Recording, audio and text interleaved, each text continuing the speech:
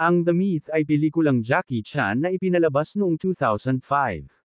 Ito ay may temang drama, trahedya at adventure. Nagsimula ang pelikula sa kapanahunan ng Qin Dynasty sa China. Inatasan ng Emperor ng Qin si General Mingyi na salubungin si Prinsesa Oxo mula Korea. Sa ngalan ng pagkakaibigan, siya ay ipinadala ng Emperor ng Korea para maging isa sa mga asawa ng Emperor ng Qin. Sa kabundukan, inatake ng mga sundalong Koreano na tutol sa pagpapadala kay Oxo sa China ang pangkat ni Mingyi. Naganap ang umaatikabong digmaan sa grupo ng mga Koreano at grupo ni General Mingyi.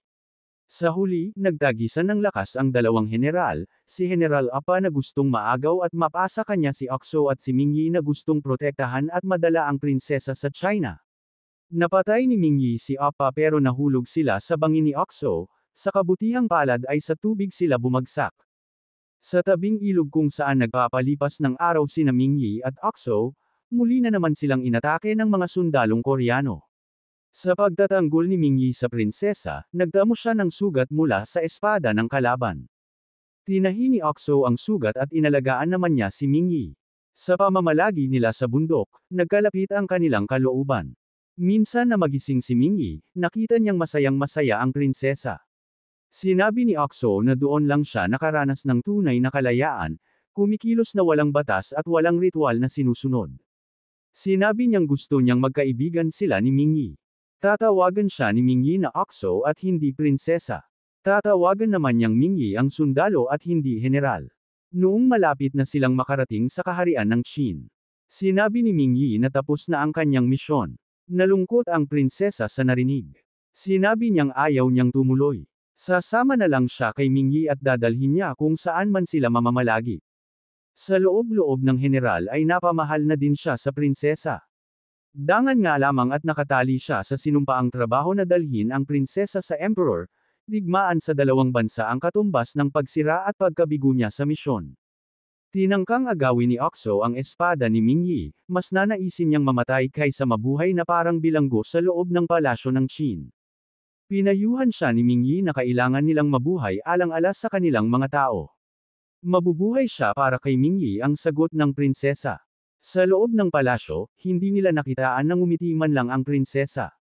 Kahit ang mga pintor ay nahihirapang iguhit ang kanyang malungkot na mukha. Nakita lamang nilang sumaya ang prinsesa nang minsan ay dumating si Mingyi at nagpakita kay Oxo. Doon lamang nila natapos ang pagguhit sa itsura ng prinsesa. Dahil na rin sa katandaan, nagkasakit ng malubha ang emperor. Nakakuha ng elixir o pills na kung sino man ang iinom ay magiging immortal na walang kamatayan ang kanyang mga tauhan. Gusto nilang ibigay sa emperor, pero, sekretong pinipigilan ng mga traidor na tagapayo at mismong anak ng emperor na makarating sa kanya ang elixir. Nagboluntaryo si Mingyi na tulungan ang mga sundalong tapat sa emperor na may parating ang elixir. Hindi pumayag ang mga tagapayo pero nagbigay hudyat ang emperor sa gusto ni Mingyi. Bago umalis ang general, nagtapat siya ng pag-ibig kay Prinsesa Oxo at sinabing hintayin niya siyang bumalik. Nangako ang prinsesa na maghihintay siya. Kasama ang mga sundalong tapat ay lumikas sina Mingyi. Naabutan nilang napapaligiran ang mga sundalong panig sa emperor ng mga sundalong panig sa mga traidor na tagapayo. Gusto nilang makuha ang elixir. Dahil ayaw ibigay ng mga sundalong tapat, naganap ang labanan sa magkabilang panig. Walang laban ang kakaunti na mga kasama ni General Mingyi sa puwersa ng kabilang panig. Unti-unti silang nauubos. Kinuha ni Mingyi ang elixir at ibinigay sa kanang kamay niyang si General Langgang. Ibinili niyang dalhin ni Langgang sa Emperor ang elixir. Naiwan si Mingyi na buong tapang na nilabanan ang mga sundalong panig sa mga traidor at para mapigilan ang gustong humabol kay Langgang.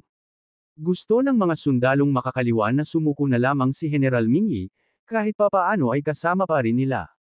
Sa isip ng general ay pagkabigo ang pagsuko, lumaban pa rin siya ng lumaban. Dahil sa ayaw niya talagang sumuko, hinana ni General Diwata na pinuno ng makakaliwa ang kanyang paa. Nanghi naman si Mingyi sa taman ng pana pero hindi niya hinayaang matumba siya. Naglagay siya ng kahoy sa likod para maalalayan siyang nakatayo pa rin. Wala ng lakas at hinang-hina ang general na nakatayo lamang. Unti-unti siyang nilapitan ni General Diwata, pagkatapos magbigay paggalang sa general ay Samantala, sa kasalukuyang panahon sa China, dinalaw ni William ang kanyang kaibigan na si Jackie. Si Jackie ay kamukhang-kamukha ni General Ming Yi. Ang dalawa ay parehong archaeologist.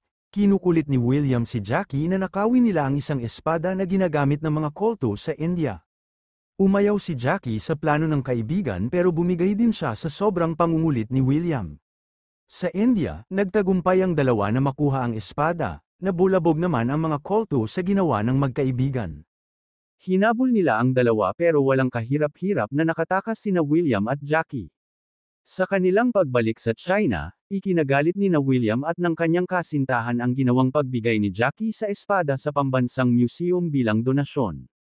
Nakipagpulong sina William at ng kanyang kasintahan kay Mr. Smith na siyang financier ni William sa kanilang lakad sa India. Sinabi niyang muling kumbinsihin ni William sa isang misyon si Jackie para makabawi siya sa pangahas na ginawang pag-donate sa espadang dapat ay mapa sa kamay ni Mr. Smith. Sa kanyang bahay, binabasa ni Jackie ang alamat ni na General Ming Yi, Oxo at ang elixir. Nakatulugan niya ang pagbabasa sa alamat nang dumating si William na nagsasabing ang susunod nilang misyon ay pasukin ang musoleo kung saan nakalibing sina General Langgang at Oxo at ang buong kasundaluhan ng Qin Dynasty. Alam din ni Mr. Smith ang tungkol sa alamat, wala nang pagtanggi kay Jackie dahil gusto din niyang mapatunayan kung totoo nga ang alamat. Gamit ang impormasyong galing kay Mr. Smith ay nagpunta sa kabundukan ang magkaibigan. Ayon sa libro, ang musoleo ay nakatago sa loob ng isang waterfalls at yun ang pinasok ni Jackie. Iniulat niya kay William ang kanyang nakikita sa loob ng waterfalls. Dumating sina Mr. Smith kasama ang kanyang mga tauhan.